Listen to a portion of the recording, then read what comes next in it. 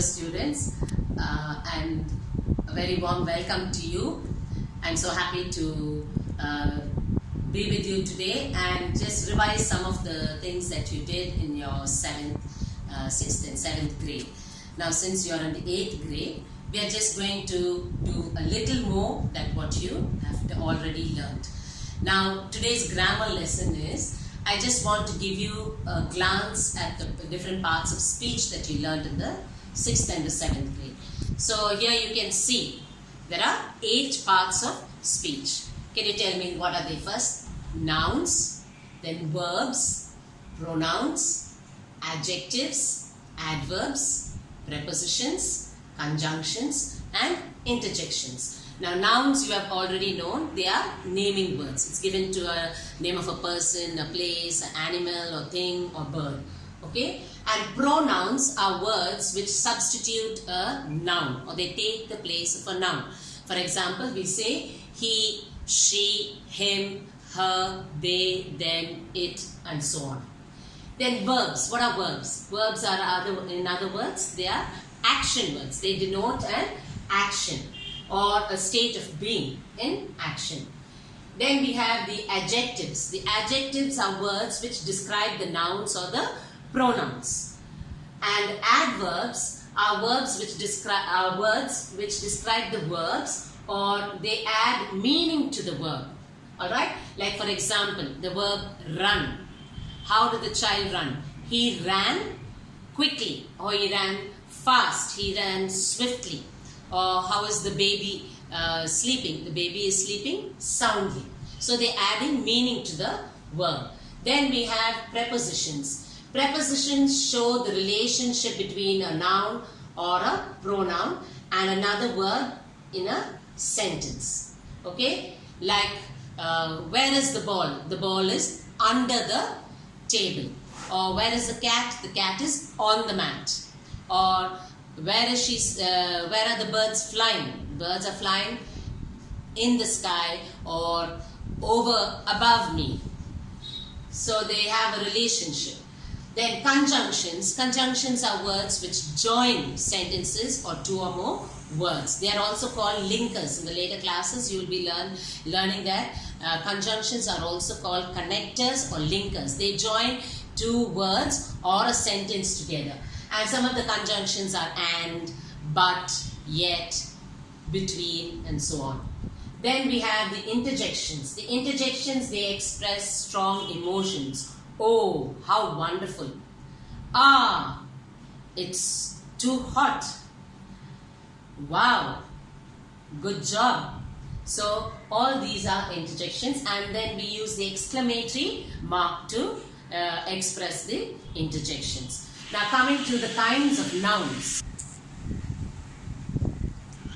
Okay, now we'll move on to the kinds of nouns. This also you would have already learned.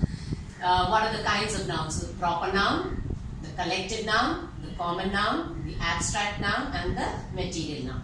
Proper nouns. What are proper nouns? Proper nouns are words given to particular persons or places, and remember that you have to use capital letters for a proper noun.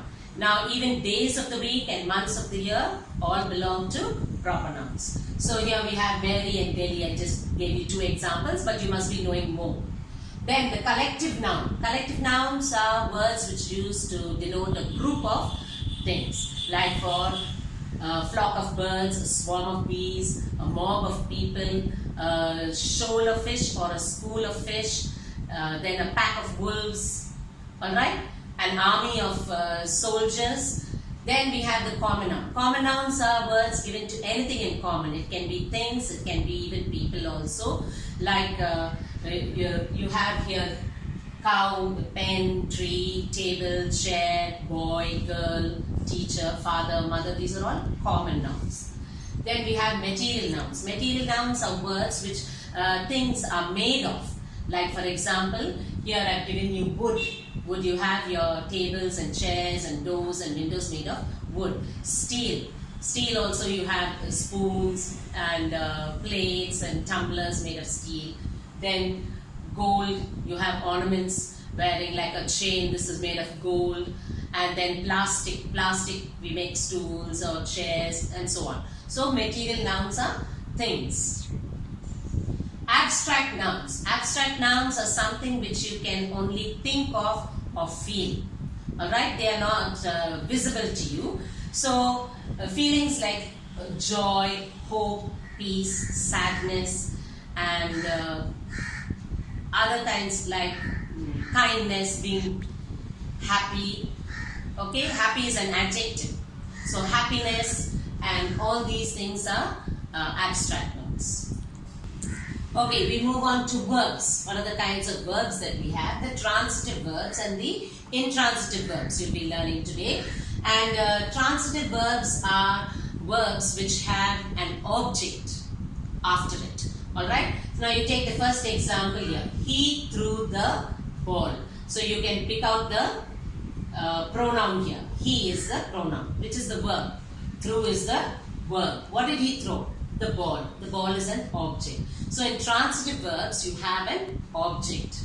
Okay? An object or an indirect object. See, in the second sentence I've given you, we called him.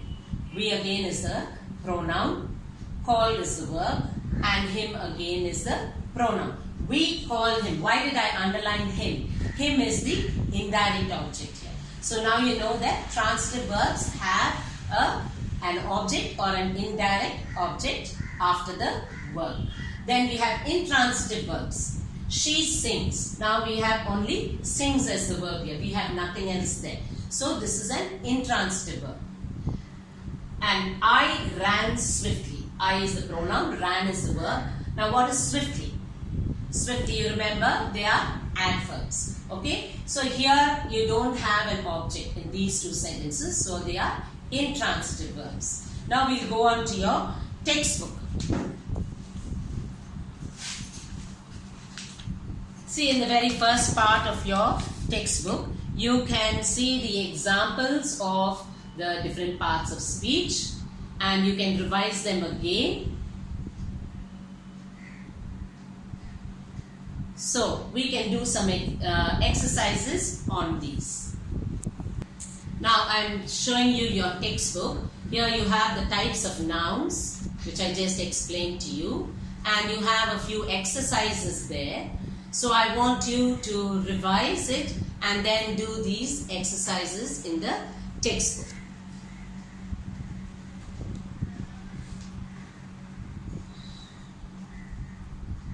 Now here you have to classify these words in the appropriate table, whether it's a proper noun, a common noun, a collective noun, a material noun or an abstract noun. Alright, here is the tabular column that you have to fill in. And I want you to do this exercise also, up to fill in the blanks with the collective nouns. So based on what I've taught you today, you can do page 90 and 91, which we will review in the later class. Thank you, children.